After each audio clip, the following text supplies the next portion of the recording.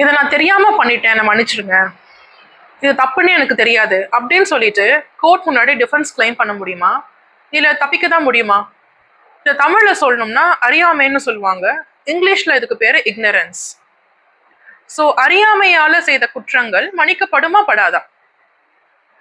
இதை புரிய வைக்கிறதுக்காக ஒரு லீகல் லாட்டின் டேர்ம் இருக்கு, அதாவது இக்னோரன்ஷியா ஜுரிஸ் நான் எக்ஸிக்யூசட்.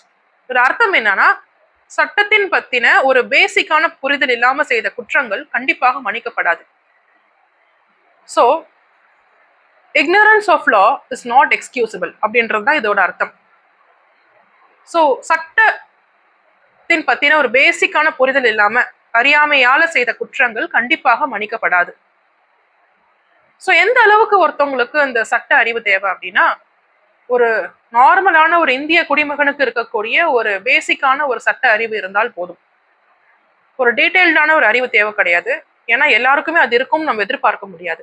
சட்டம் படித்தவர்களுக்கு மட்டுமே ஒரு டீட்டெயில்டான ஒரு அறிவு இருக்கும். ஸோ மற்றவர்களுக்கு ஒரு பேசிக்கான எல்லாருக்கும் தெரிந்திருக்கக்கூடிய ஒரு அறிவு, அதாவது basic criminal offences rules and regulations, basic rules and regulations கண்டிப்பாக தெரிஞ்சிருக்கணும். அதாவது ஒருத்தவங்களை கொலை செய்யக்கூடாது, திருடக்கூடாது, லஞ்சம் வாங்கக்கூடாது, நம் நாட்டிற்கு சட்டவிரோதமாக நடக்கக்கூடாது அப்படின்ற பத்தின ஒரு பேசிக்கான ஒரு அறிவு இருக்கணும். நாளைக்கே நீங்க திருடிட்டு வந்துட்டு திருடுறது எனக்கு தப்புன்னு தெரியாது அப்படின்னு சொல்லிட்டு ஒரு டிஃபென்ஸ் கிளைம் பண்ண முடியாது கோர்ட் முன்னாடி. So ignorance of law is compulsorily a crime. So சட்டம் அறியாமையால செய்யக்கூடிய எந்த ஒரு குற்றமும் கண்டிப்பாக மன்னிக்கப்படாது, கண்டிக்கப்பட வேண்டியவையே.